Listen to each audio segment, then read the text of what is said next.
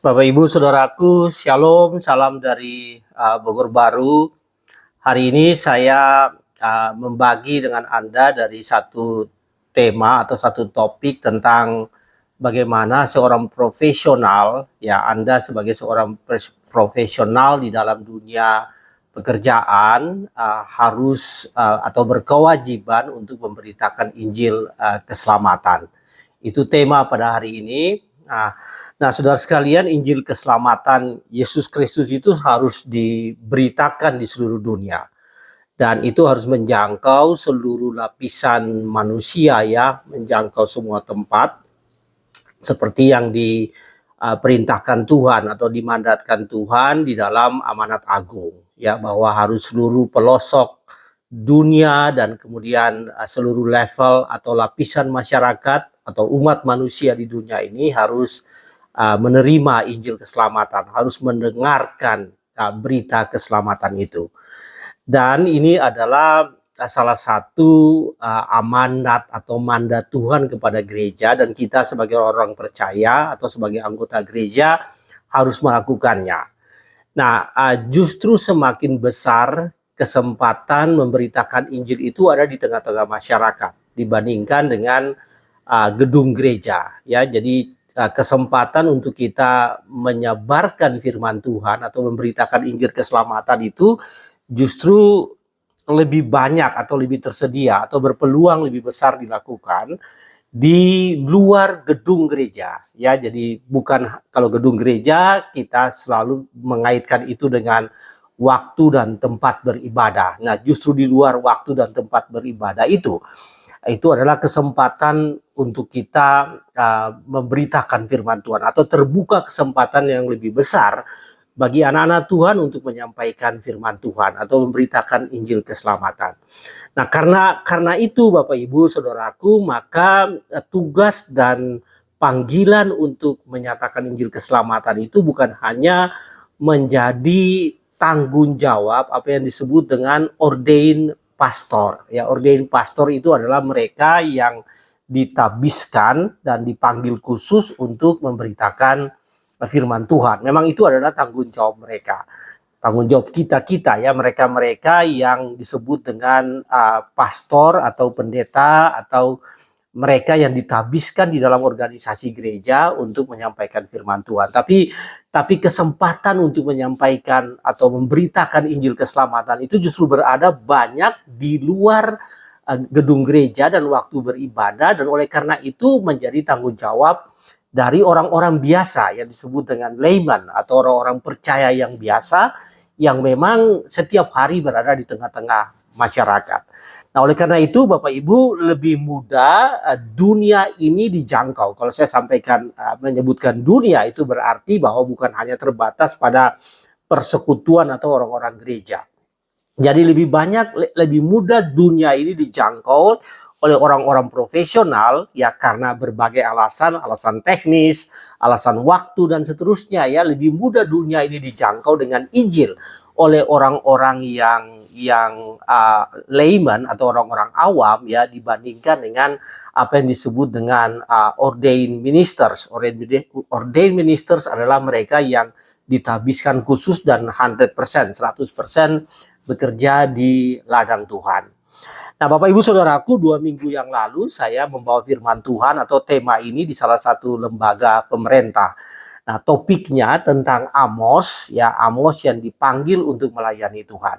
Nah, saya melihat bahwa panggilan Tuhan kepada Amos ini adalah pelajaran yang penting yang bisa kita lihat dari sana, dan kemudian ini menjadi bekal bagi kita ya, bagi orang-orang percaya yang tadi saya sampaikan itu, orang-orang biasa ya, jemaat awam atau orang-orang awam, untuk bagaimana berkarya ya bagi Tuhan di tengah-tengah dunia dan masyarakat ini.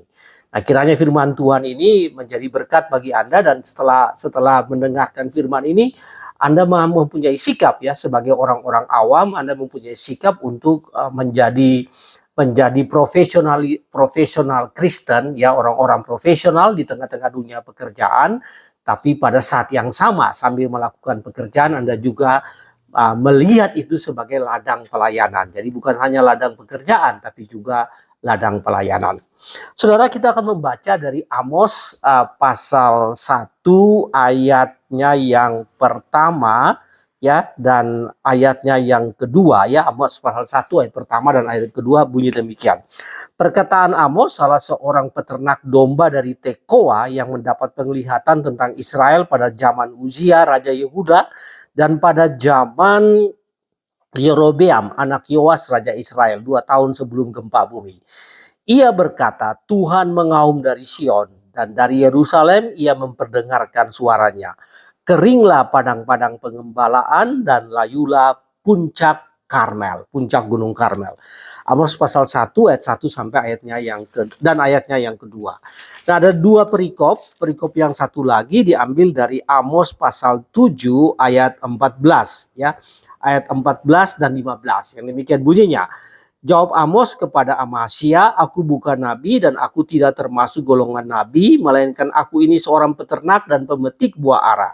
Tetapi Tuhan mengambil aku dari pekerjaan mengembalakan kambing domba, dan Tuhan berfirman kepadaku, pergilah, bernubuatlah terhadap umat Israel. Nah, Bapak Ibu Saudara sekalian, Amos dia melayani di Samaria. Samaria adalah ibu kota dari kerajaan Israel Utara pada zaman Raja Yerobeam II. Yerobeam II ini adalah Raja Israel yang ke-14 yang memerintah dari tahun 793 sampai 753 sebelum Masehi. Dan Amos dipanggil oleh Tuhan untuk melayani di Samaria ini, di kerajaan Israel Utara ini, kira-kira hanya pada 1 tahun, yaitu pada tahun 760 sebelum Masehi. Jadi kira-kira 30 tahun setelah Yerobeam II memerintah begitu ya, lalu kemudian Amos dipanggil oleh Tuhan dan Tuhan memerintah Amos Tuhan mengutus Amos untuk melayani di kerajaan Israel Utara atau di Samaria. Nah, saudara-saudara sekalian, dari bacaan kita tadi, Amos pasal 1 ayat 1 dan 2 dan pasal 7 ayat 14 dan 15 itu tentang panggilan Amos, tentang bagaimana Tuhan memanggil Amos. Nah, ada dua pelajaran yang bisa kita pelajari dari perikop ini ya, dua perikop yang terpisah ini. Yang pertama, bahwa profesional Kristen itu memang harus melayani Allah. Ya, seorang Kristen, seorang profesional yang hidup di tengah-tengah masyarakat, dia harus menggunakan dirinya, menggunakan waktunya, menggunakan keberadaannya untuk melayani Allah. Dari ayat 1 pasal 1 ayat 1 dikatakan bahwa dia adalah peternak domba, dan itu juga diulangi di dalam pasal 7 ayat 14 dan 15. Jadi Amos adalah seorang peternak domba dan dia bukan nabi. Jadi Amos bukan nabi, kemudian bukan dari keturunan nabi. Pasal 7 ayat 14 mengatakan begitu, aku bukan nabi dan aku bukan dari keturunan nabi. Kemudian dari pasal 7 ayat 14 juga dikatakan bahwa dia ini seorang pemungut buah cukai. Jadi Bapak Ibu Saudaraku, karena dikatakan dia pemungut buah cukai, maka daerah kerja Amos ini bukan hanya ada di Tekoa ya, bukan hanya ada di sekitar Tekoa. Karena dia pemungut buah ara, karena buah ara itu tidak tumbuh dengan bagus di Tekoa, tapi di daerah-daerah lain yang ada di Israel dan di Samaria, ada di Israel dan di Yehuda. Maka kalau dikatakan dia pemungut buah cukai, ini mengindikasikan bahwa bisnisnya itu tidak hanya peternakan domba, tapi juga termasuk perdagangan perdagangan buah ara. Ya, jadi dia adalah profesional dalam bidang itu. Dengan kata lain, kita bisa mengatakan bahwa dia melakukan satu agribisnis ya. Jadi dia berkarya di dalam atau mata pencahariannya itu sebagai salah seorang pelaku agribisnis. Mungkin dia seorang manajer agribisnis. Tekoa berada kira-kira 18 km di sebelah selatan Yerusalem ya, di bagian selatan tenggara ya, bagian selatan ya, southeast dari Yerusalem. Ini satu kota kecil jauh dari hiruk-pikuk Yerusalem, dan tadi saya sebutkan bahwa Tekoa ini bukan penghasil buah ara, sehingga dikatakan kalau Amos itu pemungut buah ara, maka dia melakukan perjalanan bisnisnya untuk melakukan bisnis buah ara. Nah, saudaraku, tidak banyak informasi tentang Amos ya, sangat sedikit informasi tentang Amos hanya ada di dalam kitab Amos ini. Tapi kita bisa melihat di sini bahwa dia yang seorang profesional, bukan nabi, bukan dari keturunan nabi, tapi pelaku agribisnis atau melakukan bisnis di dalam bidang pertanian, ya, peternakan dan pertanian. Dia dipanggil oleh Tuhan atau diutus untuk Tuhan untuk melayani Tuhan di Samaria. Tuhan benar-benar memanggil dan mengutusnya. Dikatakan di dalam ayat 1 di sini ya, pasal 1 ayat 1 ayat 2 dikatakan, pergilah bernubuatlah terhadap umatku Israel. Pergilah dan bernubuatlah terhadap umatku Israel. Nah, Bapak Ibu, yang menarik bahwa dari Tekoa ya, Amos berasal dari Tekoa bukan Yerusalem, dan dia harus melayani di Samaria, di kerajaan lain, meskipun kerajaan saudara, tapi itu kerajaan yang lain. Jadi dia dipanggil keluar dari profesinya sebagai mungkin manajer agribisnis atau pelaku agribisnis, pemilik perusahaan agribisnis, dan dia harus lintas negara, dia pergi ke kerajaan yang lain, yaitu kerajaan saudaranya, kerajaan saudara ya, dari kerajaan Yehuda, yaitu kerajaan Israel, untuk dia melayani di sana. Dan kalau kita belajar di dalam sejarah Alkitab ini ya, perjanjian lama, dari tahun-tahun pelayanan dan raja-raja yang melayani, yang memerintah pada saat itu, kita bisa tahu bahwa Amos melayani sekitar 1 tahun. Jadi selama kira-kira 1 tahun dia meninggalkan bisnis pertaniannya, agribisnisnya, dan dia berhenti dari bisnis itu, dia pergi ke Samaria, dan di Samaria dia melayani Tuhan. Nah, dengan kata lain Bapak Ibu Saudaraku, Amos melakukan dalam kehidupan profesionalismenya itu, Amos melakukan apa yang disebut dengan sabbatical leave. Sabbatical leave, dia berhenti dari pekerjaannya dalam rangka memenuhi panggilan Tuhan. Yang selama 1 tahun dia 100% melayani Tuhan di Samaria. Nah, saudaraku, mengapa seorang profesional yang diutus? Nah, bukan ada nabi, ada beberapa nabi lain juga yang melayani di Samaria, tapi pada tahun itu ya, kenapa Amos yang secara khusus dipanggil oleh Tuhan itu karena memang keadaan di Samaria itu harus dijamah oleh Tuhan melalui Nabi Amos, atau melalui Amos, seorang peternak, seorang penggembala ini, yang memang mempunyai latar belakang yang berbeda. Bukan seseorang dari nabi dan bukan dari keturunan nabi. Saudaraku, pada zaman Yerobeam II itu Israel, kerajaan Israel Utara atau Samaria ini mencapai puncak kemakmuran. Jadi mereka disebut dengan prosperity atau kemakmuran yang sangat tinggi. Ekonomi berkembang, pasar berkembang, perdagangan internasional atau perdagangan antar negara berkembang. Kemudian muncul golongan atau kelas menengah, kemudian pemilikan aset ya, bahkan super mewah, aset-aset yang super mewah. Itu terjadi pada zaman Yerobeam II. Dan memang zaman Yerobeam II itu adalah masa puncaknya kejayaan Israel ya, kerajaan Israel Utara secara sosial, ekonomi, politik. Nah, namun di tengah-tengah suasana atau keadaan seperti itu, keadaan kemakmuran, itu bisa dikatakan itu kemakmuran yang semu. Mengapa demikian? Ternyata bahwa terjadi konsumsi yang berlebih-lebihan, ketimpangan ekonomi, pemuka Israel hidup secara ekstravaganza, kemudian eksploitasi orang kecil. Ya, jadi kalau kita baca kitab Amos, Anda akan menjumpai bahwa di sana terjadi eksploitasi terhadap buruh ya. Kaum buruh atau orang-orang miskin itu dieksploitasi untuk kepentingan para penguasa dan pengusaha.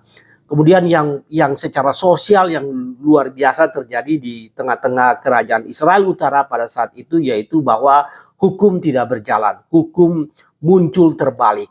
Prostitusi berkembang, bahkan orang tua dan anak-anak ya, pemuda, orang tua dan anaknya menghampiri prostitusi yang sama, dikatakan demikian. Kemudian terjadi human trafficking, ya, terjadi perdagangan manusia. Kemudian perempuan atau istri-istri penguasa, mereka istri-istri pejabat, mereka mengambil peranan, ya, ikut campur di dalam banyak keputusan-keputusan bisnis dan keputusan politik. Nah, saudara sekalian, itu yang terjadi, itu yang disebutkan dengan ketimpangan secara sosial ekonomi, meskipun dalam sisi ekonomi dan politik sepertinya aman, tetapi secara sosial terjadi keadaan yang sangat tidak baik bagi keberlangsungan Israel saat itu. Nah, ada hal yang lain yaitu terjadi secara rohani, yaitu bahwa Israel tidak menyembah Allah Yahweh dengan sungguh-sungguh. Ya, kita tahu bahwa raja-raja pada saat itu, ya, mereka menyembah dewa Aserah, ya, kemudian ada bukit-bukit pengorbanan yang sangat banyak. Bahkan di Betel, ya, Betel atau kota Betel yang dibangun raja-raja sebagai ada tempat ibadah sebagai pengganti Bait Allah di Yerusalem. Di sana ada 2 lembu emas, patung lembu emas yang ditempatkan di Betel dan dipakai sebagai dewa, ya, tempat di mana orang Israel, ya, tentu saja tidak semua, tapi pemimpin-pemimpin Israel mereka menyembah dewa-dewa tersebut. Dan Amos mengatakan bahwa keadaannya sangat mengerikan sehingga terjadi apa yang disebut dengan kelaparan firman Tuhan. Nah, saudaraku, itulah keadaan yang terjadi pada saat itu di Israel Utara, di Samaria, sehingga Amos dipanggil untuk melayani di sana. Nah, Anda bisa lihat bahwa apa yang terjadi adalah korelasi yang sangat kuat antara ibadah yang tidak betul, penyembahan Allah yang terjadi yang tidak dilakukan dengan sempurna, dengan sungguh-sungguh, kemudian ekonomi yang sepertinya maju, tetapi di balik ekonomi yang maju itu ada eksploitasi yang sangat luar biasa, ketidakadilan, ibadah dibenci Allah, dan kemudian keadilan sosial yang tidak terwujud. Itulah kira-kira keadaan yang terjadi di Samaria, sehingga memang Allah memanggil Amos untuk dikirim ke sana, untuk diterjunkan ke sana untuk melayani Tuhan di sana. Saudara-saudara sekalian, seorang Amos adalah seorang profesional yang meninggalkan pekerjaannya. Tadi saya sudah jelaskan, dia meninggalkan pekerjaannya untuk sementara, karena setelah pelayanan Amos ini kita tidak tahu kemana Amos melanjutkan kehidupannya. Mungkin dia kembali lagi ke Tekoa untuk melanjutkan bisnis pertaniannya. Tapi yang pasti bahwa waktu pelayanannya 1 tahun. Kita bisa katakan bahwa Amos melayani sementara dia memenuhi panggilan Allah secara spesifik, secara khusus itu untuk melayani Allah di Samaria. Mengapa? Karena Amos ini, kalau kita baca dari surat Amos, kitab Amos ini, Bapak Ibu Saudaraku, kita akan pahami bahwa Amos ini seseorang yang pandai berargumentasi. Dia mempunyai kemampuan berbicara yang hebat. Dia mengerti sejarah bangsa-bangsa. Dia bisa tampil di depan umum, tampil di depan massa, tampil di depan pemimpin. Ada seorang penulis, Mays pada tahun 2006 dalam bukunya dia sebutkan bahwa dia membandingkan Amos dengan nabi-nabi lain, lalu dia katakan bahwa Amos mengungguli nabi-nabi lain dalam hal berbahasa. Meskipun kita tahu Amos sendiri mengatakan dia bukan nabi dan dia bukan berasal dari keturunan nabi. Jadi dia orang biasa, seorang awam yang kemudian dipanggil Tuhan. Bapak Ibu, pelayanan di masyarakat oleh orang awam itu dilakukan oleh banyak orang pada saat ini. Ya, di kota Kinabalu, Malaysia ada seorang dokter yang namanya Philip Lin. Ya, dalam 10-15 tahun terakhir ini dia melayani, dia mengembangkan gereja yang cukup besar di kota Kinabalu dengan tetap mempertahankan profesionalismenya sebagai seorang dokter. Jadi dia menjadi dokter pada hari Senin sampai hari kerja selesai, dan di akhir minggu dia gunakan waktunya sepenuhnya untuk melayani Tuhan. Dan dua-duanya berjalan sangat bagus, dan gereja yang dilayani, ya, boleh katakan didirikan atau diinisiasi oleh Philip Lin, Dr. Philip Lin ini berkembang sangat luar biasa. Itu salah satu contoh bahwa orang-orang awam, ya, orang-orang biasa dipanggil Tuhan untuk melayani Tuhan. Kalau Anda memperhatikan dari murid-murid Tuhan Yesus, murid-murid Tuhan Yesus pun adalah orang yang bekerja di profesional, bukan orang Farisi, bukan ahli Taurat, bukan berasal dari Yerusalem, tapi berasal dari Galilea dan sekitarnya. Dari 12 murid itu 11 orang berasal dari Galilea dan sekitarnya. Hanya Yudas yang diduga kuat bukan berasal dari Galilea. Yang lain semuanya berasal dari Galilea dan mereka bukan ahli-ahli Taurat atau orang-orang Farisi yang mempelajari firman Allah ya, Taurat secara khusus, bukan ya. Tapi mereka adalah orang-orang awam yang dipanggil Tuhan, dijadikan Tuhan sebagai murid-muridnya dan kemudian diutus untuk melayani dunia ini. Saudaraku, apa maknanya bagi kita? Maknanya bagi Anda yaitu bahwa Allah memanggil Anda sebagai seorang profesional. Allah memanggil Anda dari dunia pekerjaan Anda untuk melayani Tuhan. Pengalaman profesional memang diperlukan dalam pelayanan, tidak hanya di gereja, terutama di masyarakat. Di tengah-tengah masyarakat itu pelayanan profesional itu, pengalaman profesional itu sangat diperlukan. Ya, pengalaman Anda dalam kehidupan profesional sangat diperlukan untuk Anda menjangkau orang-orang di luar gedung gereja. Itu sangat diperlukan. Karena itu profesi dan karir Anda bukanlah halangan untuk melayani Allah. Ladang pekerjaan adalah ladang pelayananmu. Bila tidak harus keluar ya seperti Amos yang keluar atau meninggalkan pekerjaan selama 1 tahun. Kalau Anda tetap dalam pekerjaan, maka pekerjaan Anda, profesionalisme Anda itu adalah ladang pelayananmu. Karena bekerja pada dasarnya, pada hakikatnya adalah cara kita melayani Allah. Karena itu saudaraku, Anda dipanggil dan diutus untuk melayani Allah di tengah lingkungan yang agak berbeda dengan lingkungan di gereja. Sedikit deviasi secara sosial, keadilan, deviasi hukum, deviasi keadilan, bahkan penyimpangan spiritual yang luar biasa yang terjadi di tengah-tengah kehidupan masyarakat. Dan karena itu profesional dipanggil. Anda dipanggil sebagai profesional. Anda diutus sebagai profesional untuk melayani di sana. Nah, Bapak Ibu Saudaraku, Anda yang profesional dipanggil Tuhan dalam keadaan itu harus betul-betul memegang modal spiritualitas dan bertahan di lingkungan yang sangat sulit. Sambil bekerja Anda patut adakan waktu untuk tetap bersekutu, berhubungan dengan Tuhan dan menggunakan itu sebagai sumber spiritualitas, sumber daya spiritualitas Anda untuk membuat endurance Anda itu tetap ada, hidup di tengah-tengah pekerjaan tapi juga melayani Tuhan. Jadi pelajaran pertama yang dipetik bahwa seorang profesional ya seperti Anda tidak hanya bekerja di kantor, bekerja di perusahaan Anda, bekerja di bisnis Anda, tapi Anda pun dipanggil untuk melayani Tuhan dengan pekerjaan Anda. Ya, dengan pekerjaan Anda, dengan waktu-waktu Anda, dengan kemampuan, profesionalitas, kemampuan berkomunikasi, talenta yang Anda miliki, itu Anda dipanggil Tuhan untuk melayani di tengah-tengah masyarakat yang ada di luar gedung gereja. Nah, Bapak Ibu Saudaraku, itu pelajaran yang pertama. Pelajaran yang kedua, kita lihat di dalam perikop tadi ya, pasal 1 ayat 2 dikatakan begini, Tuhan mengaum dari Sion dan dari Yerusalem ia memperdengarkan suaranya. Tuhan mengaum dari Sion. Nah, yang bisa kita belajar di sini bahwa Allah sedang mengaum ya. Tuhan mengaum dari Sion karena melihat keadaan yang tidak baik itu ya yang terjadi di Yerusalem. Maka dikatakan bahwa Tuhan mengaum, ya ini seperti singa yang mengaum dari Sion dan dari Yerusalem ia memperdengarkan suaranya. Dan ketika ia memperdengarkan suaranya, keringlah padang-padang pengembalaan. Ini menggambarkan tentang padang-padang pengembalaan pertanian yang berkembang yang ada di Israel Utara itu. Dan yang kedua, layulah puncak Gunung Karmel. Layulah puncak Gunung Karmel.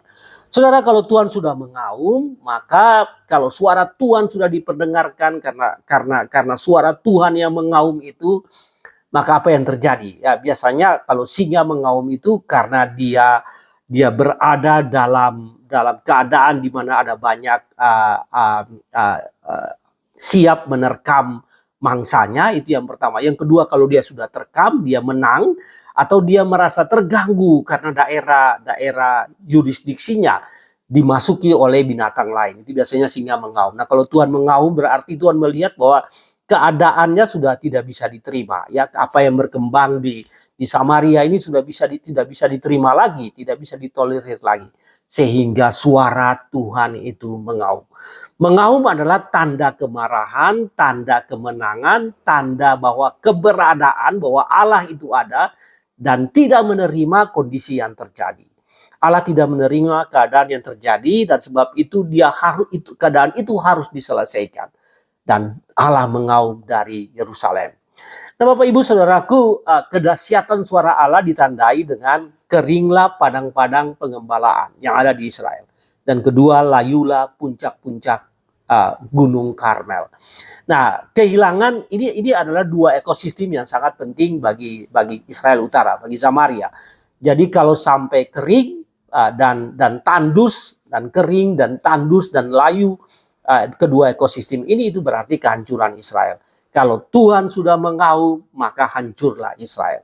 Kestabilan politik dan kemakmuran ekonomi bukan jaminan, ya, bukan jaminan keberlanjutan bila immoralitas dan pengabaian hukum Allah itu terjadi. Kalau meskipun ekonomi berkembang bagus, tapi karena imoralitas, ya, dan pengabaian dan ketidaktaatan terhadap hukum Allah, bahkan penyimpangan terhadap ajaran-ajaran Allah, maka Allah pasti mengaum. Dan kalau Allah mengaum, maka apa yang terjadi itu akan pasti rusak.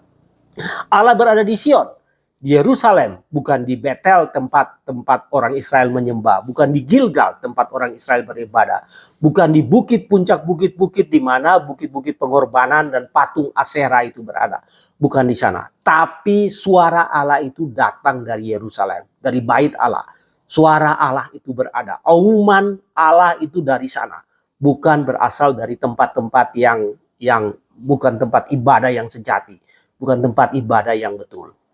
Nah, saudara sekalian, masalah ekonomi dan keberlanjutan negara, ya, tidak terisolasi dari berkat dan hukum Tuhan. Ya, Israel diberkati pada zaman-zaman awal Yerobeam II. Israel diberkati karena mereka umat Israel itu berseru kepada Tuhan dan meminta supaya mereka rintihan mereka sampai di telinga Tuhan, dan Tuhan memberkati mereka dengan kehidupan ekonomi yang baik. Namun karena banyak persoalan tadi, dosa-dosa terutama tidak menyembah Allah tadi, maka Allah harus mengutus Amos dan kemudian Israel harus dihancurkan. Nah, saudara sekalian, karena Israel tidak bertobat, maka Israel dihancurkan oleh Tuhan, ya, dibuang ke kerajaan Asyur pada tahun 722 sebelum Masehi, atau 38 tahun setelah Amos melayani. Jadi Amos melayani 1 tahun, memberi kesempatan kepada Israel itu bertobat. Auman Tuhan itu tetap terdengar supaya Israel bertobat, tapi Israel tidak bertobat. Dan 38 tahun kemudian, kerajaan Israel Utara, Samaria itu diduduki oleh Asyur, dan orang-orang penting dari Israel Utara itu dibawa sebagai orang-orang buangan yang berada di Asyur. Saudara, suara auman yang tidak didengar, maka Israel menjadi binasa. Auman Tuhan yang tidak ditaati, tidak mau didengar, maka Israel menjadi binasa. Tuhan mengaum dari gerejanya. Tuhan mengaum. Mengapa Tuhan mengaum kepada Israel? Karena memang Tuhan mengasihi Israel. Dan Tuhan menginginkan Israel bertobat. Ya, Tuhan menginginkan Israel bertobat sehingga diberikan waktu jeda sebelum hukuman terjadi, yaitu 38 tahun. Tapi Israel tidak bertobat.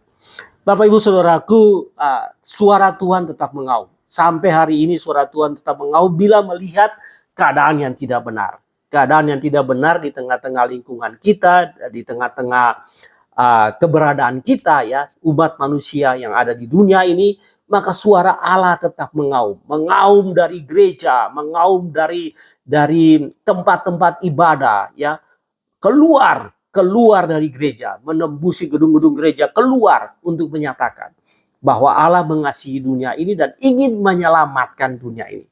Dan kalau tidak mau diselamatkan, tidak mau menerima keselamatan dari Tuhan, maka pada akhirnya akan binasa. Nah, karena suara Allah yang mengaum itu, Injil keselamatan Tuhan Yesus itu dihidupi dan diberitakan hingga saat ini. Dan itu dilakukan oleh orang-orang percaya pada saat ini, dihidupi dan memberitakan Injil keselamatan, auman suara Tuhan tentang kasih Allah kepada dunia ini. Pada saat yang sama memberikan peringatan bahwa apa yang terjadi sudah jauh dari kehendak Allah, sudah jauh dari firman Allah, sudah jauh dari rencana Allah bagi dunia ini.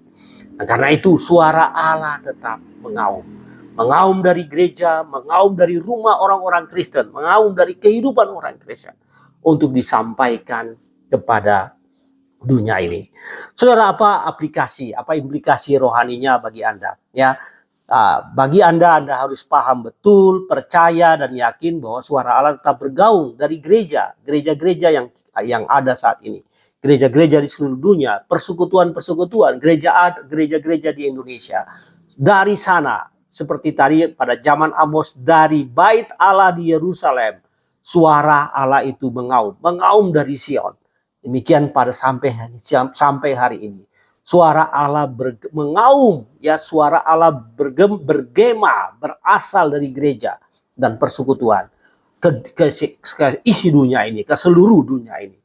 Dan karena itu, Bapak Ibu Saudara sekalian, tanggung jawab Anda sebagai seorang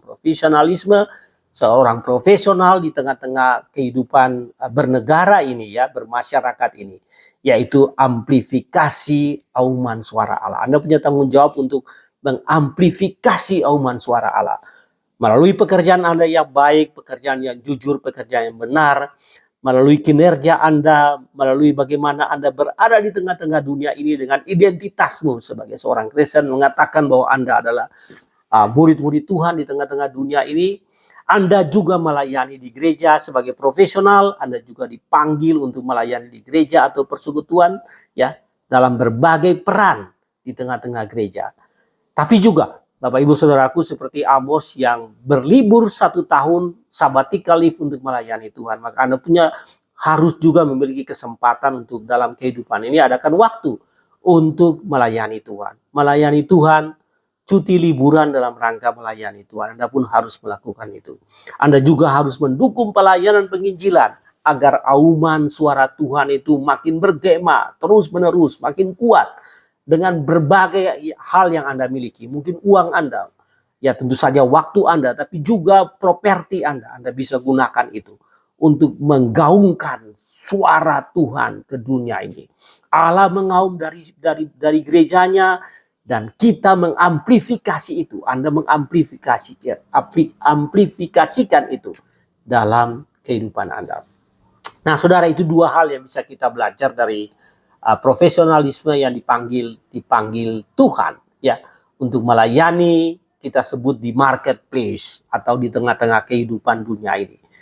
Jadi kita, Anda dan saya sebagai orang-orang percaya yang sudah diselamatkan oleh Tuhan Yesus Kristus, yang hidup dalam persekutuan, kita dipanggil untuk sebagai orang-orang awam untuk berada di tengah-tengah dunia ini, di tengah-tengah masyarakat, untuk menjadi berkat, untuk menyampaikan auman suara Tuhan tentang kasih Tuhan yang begitu besar bagi dunia ini. Saudaraku, sebagai take away, berkat Tuhan bagi Anda sebagai seorang profesional. Jadi kalau Anda hidup sebagai seorang profesional, bekerja sebagai seorang profesional, itu adalah berkat Tuhan bagi Anda. Berkat Tuhan bagi Anda di tengah-tengah dunia kerja. Itu adalah ladang atau disebut dengan mata pencaharian Anda. Tetapi pada saat yang sama itu adalah panggilannya, ladang panggilan Anda, ya, untuk mengamplifikasi auman kasih Allah kepada dunia ini. Kiranya firman Tuhan ini memberkati dan Tuhan mengasihi Anda setiap saat. Amin.